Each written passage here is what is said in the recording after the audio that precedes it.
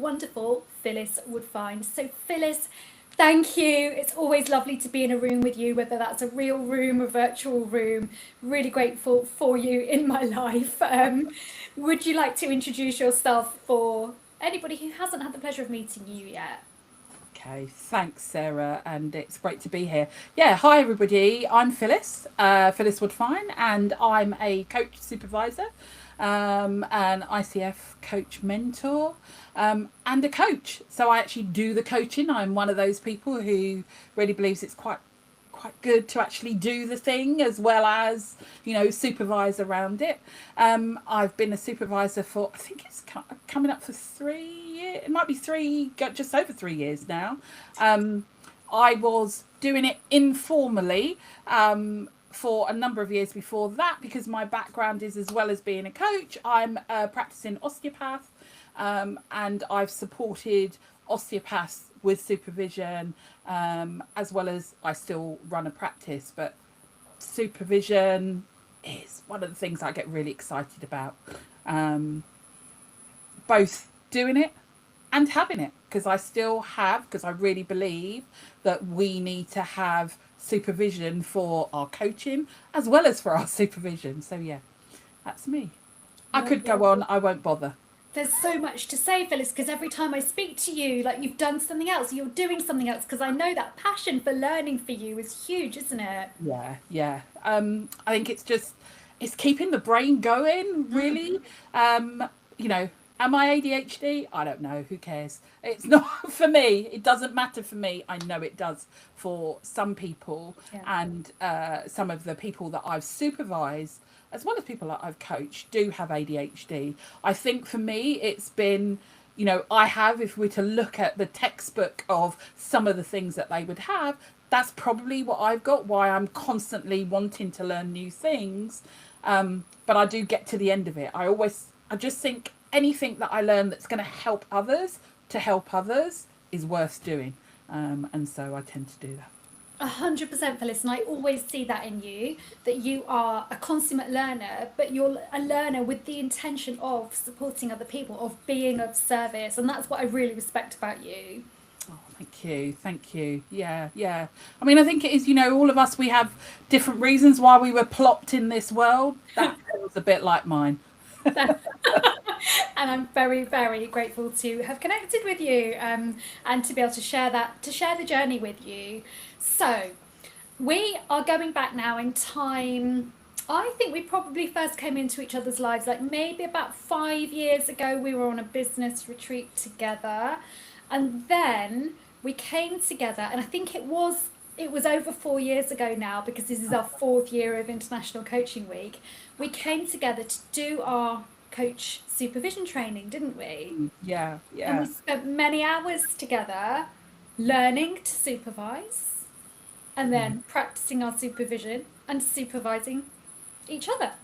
Yeah, definitely. Which was brilliant, because I think it meant that we really got to know one another, in the group. I've got a great love for you and Rebecca as a result, and actually others who were in the cohort. But what it really highlights is that difference in who we were coaching and Yeah. how we would approach supervision, because that is one of the things that we've got. Supervisors, we're all very, very different, and we all bring different things to the table, and how we help others and how we interact with what those coaches are bringing to us. Absolutely. And yeah, I learned, and I know that all of us did learn so much from working with you. And you're right, we did all bring our own different experiences, personalities, approaches. So actually, that's probably a good point to ask you. What is it about you and your background and experience that informs who you are as a supervisor? Yeah. I think probably one of those things would be because I've come from all these different areas, these different experiences. I mean, before I was a coach, I was an osteopath, still am. Before I was an osteopath, I was a massage therapist and aromatherapist. And before that, I was a building surveyor. And as I tend to do, I carry on doing the various things until it gets to the point where I just think, okay, maybe that's not what I want to be doing anymore, and I'll just do this, or I'll just add these into. So I think for me, the difference has been the experiences that I've had doing those things. So, although as a building surveyor, if you take it that way, I worked in environmental health. So, I worked a lot with people who were from different backgrounds. I worked a lot with, interacted with social workers, with GPs, with people who were living in not great accommodation. So, that social and that psychological side of things came into it, as well as the fact that I was surveying their property, or what, the flat that they were living in, or whatever. So comes from that. The osteopathy, which is what, 25 years almost, I think 24 years I've been qualified, but I mean, I trained before that, which was 5 years, so 30 years of training to be that. And those people, clinical act interaction with people who were sometimes in real pain, sometimes just the odd niggle, but talking to them about what was going on with their work and what that might be causing in terms of the pains they were feeling. So it's all of those different sides that I've encountered in my 40 plus year working life. I started very young at about 5. But in my 40 plus years of working, all of those things mesh into me as a supervisor, and what informs sort of like, my thoughts, the things that I might talk to people about, suggest. And the fact that often I say to people as a supervisor, there are some supervisors who are very strict on, it's just about the coaching. That's all we're going to talk about, the person that you're coaching and how that's going. For me, it's like anything that affects you as a coach is relevant to bring. If it is affecting you and your coaching, it's relevant to bring to the session. And because of my background, which has been many and varied, there's not much that makes me think, what am I going to help you with there, or what am I going to say about? But if there is something, I always, will know, okay, maybe that's an area you want to go and look at as well. So yeah, so I think that's possibly my difference, is all of the different things that I'm bringing to the table from the different modalities I've trained in, but also from those different experiences I've had. Yeah. And, and I can speak to this because, yes, you work in the Coaching Catalyst as part of our team, but as we've said, we start together by training in supervision together. So I've been in one-to-one supervision with you, I've been in group with you. And what I've always said to you, and this still holds true, is that when I'm being held in a supervision space with you, firstly, that creation of the calm container that you create. So first of all, I come into a space with you and I'm like, oh, it's okay. I'm safe here.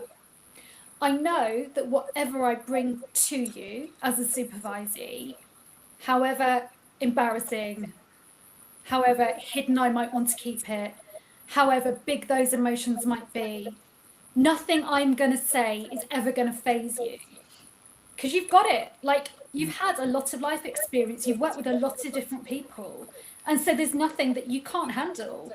And if, as you said, if there's something that's outside of your kind of area of expertise, then you will refer it. But there is nothing that I could bring to you as a coach that I would think, I can't take this to Phyllis, she couldn't handle it. I would never ever think that about you. So I really appreciate the safety that I feel when I come into a supervision space with you.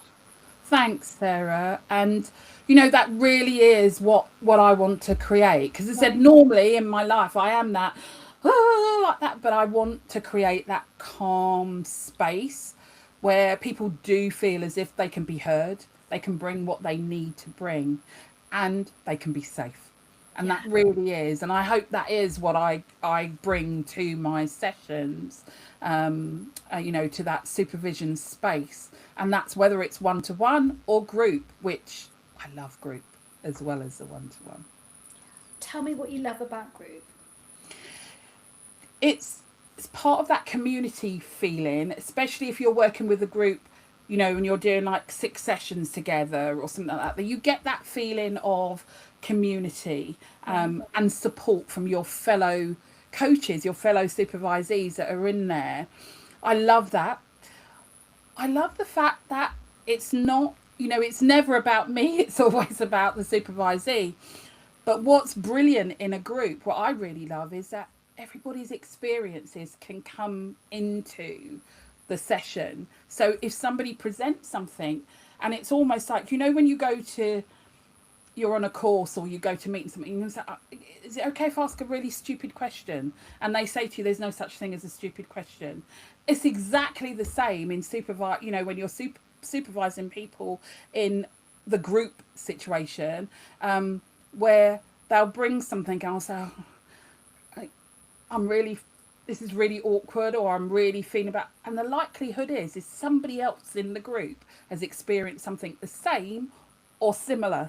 And that brings in that, okay, so it's not just me, that feeling. So that's what I love about it as well. But it is also that sense, as I said, that belonging, that community feeling, that networking feeling.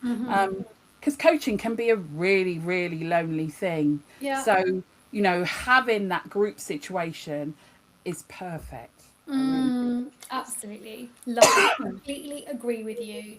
And you, as I said, you create that container, because I feel like there's nothing that a coach couldn't bring to you, but you create that container where other coaches can go, yeah, do you know what, me too? Or yeah, I can imagine what it's like to be in your shoes. I have stood in your shoes, or I have experienced something similar. So I think that's really powerful. But also, you're absolutely right, the depth of connection that you develop in those supervision spaces is like nothing else, that you're going to experience. And coaching, yes, can be lonely, and you need allies, you need people who see you and support you and are invested in your success as well.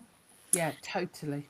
One other thing, Phyllis, I want to bring in to your skill set as a supervisor, something I always comment on, is your beautiful use of language. You are a real, and I don't know if you even realise you're doing it, but you are so skilled with metaphor. How do you use metaphor in your coaching? And I'm sorry, your supervision, but I'm guessing it comes into your coaching as well. It does. And the irony of it is that until I trained in NLP, which was probably 10, 11 years ago, I never thought that I used metaphor really. I didn't think about it.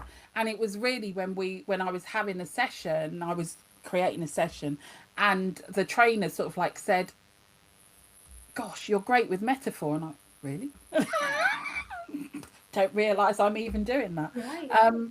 And as far as I'm concerned, I try and make things really simple. That's how I've always thought about it. And often a way of making things simple is align it to something else, giving something somebody can think about. So I might be talking about those thoughts, when we're coaching, and we might have something that we think is a little bit outside of our comfort zone, in terms of, they might have said something we don't totally agree with. And I'm always saying that, you've got to address that in the room in order to then be able to put it back on the back of your shoulder, so that you're not facing it the whole time. And, giving people a metaphor around how, that we will have those thoughts, and we might imagine that, they're a cloud and in the sky and it's drifting by. That gives somebody a real idea of what's going on, rather than me just saying, okay, you've got the thought, just now try and forget it. Because it just makes it a little bit easier. And I think sometimes just giving somebody a little bit of a story or a metaphor, an idea behind, actually has a little bit more depth for them, a little bit more understanding. Yeah, beautiful. And you do that with great skill, because it's never offered in a kind of pretentious way. It's always offered in a very grounded, practical, empathetic way. I really appreciate that. Yeah, thank you. Yeah. Okay, those of you watching, thanks for getting this far with us, because we're nearly 15 minutes into the conversation, so I will start to kind of bring this to a wrap now. But we are very fortunate to have Phyllis offering supervision in the Coaching Catalysts. So The first thing is we're in the middle, as we speak, of International Coaching Week 2026. And Phyllis, you're going to be delivering a workshop for us tomorrow as part of Yeah. International Coaching Week. So do you want to just give us a little bit about that, a little taste of that, so people watching can come along? Yeah, so we'll be talking about what supervision is a little bit. And the good thing is we're actually going to do a little bit of a demonstration of it. So come prepared with something to think about, that something that you might want to have a short bit of supervision on, to get a taster, to get an idea of what it's like. But yeah, it will be. I'm looking forward to it, to being in that space with other coaches, because remember I am a coach as well, and supervising you and giving you a taster of what coaching is, how we can reflect, and what reflection does for us, and just really sort of, like I said, more what it is and what it isn't. So thank you. So that's a brilliant opportunity. It's completely free. That's at 10 a.m. UK time tomorrow. So don't miss that. And then secondly, Phyllis offers supervision for us in the collective monthly on a Saturday. So if you are a coach, maybe you've got a full plate during the week and you're looking for the opportunity to access supervision at the weekend, Phyllis is your person. So again, if you're thinking, oh, do you know what, I really would like to learn more about Phyllis, drop us a message and we're very happy to support you, because we are very shortly going to be opening doors to join us in the Supervision Collective from the beginning of July. So if you're thinking, oh yes, I've been looking for supervision and I'd like the opportunity to work with Phyllis, let us know that as well and we'll be very happy to help you. Okay, that brings us to the end of our conversation today. Phyllis, thank you so much, not just for being here today and for what you've shared today, but for all that you are and all that you share and continue to give to our community at the Coaching Catalyst, but your contribution as well more widely to the coaching industry, to the profession of supervision. It's a real privilege to walk alongside you. Thank you, Sarah, and honestly, likewise. Bless you. Thank you. Thanks all for watching. Any questions, drop them over to us.